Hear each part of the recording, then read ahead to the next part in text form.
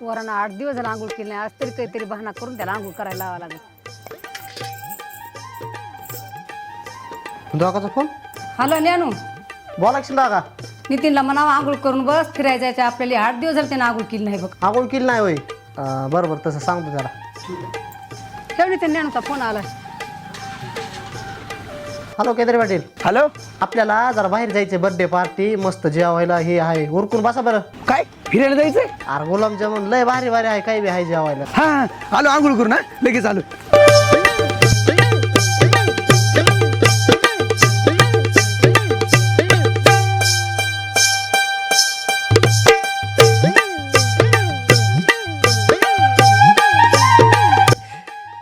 Hello.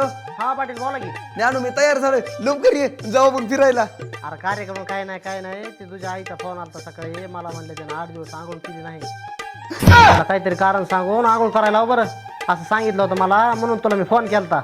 काय आईनं plan केलता होय? आज तरी केली का नाही आंघोळ?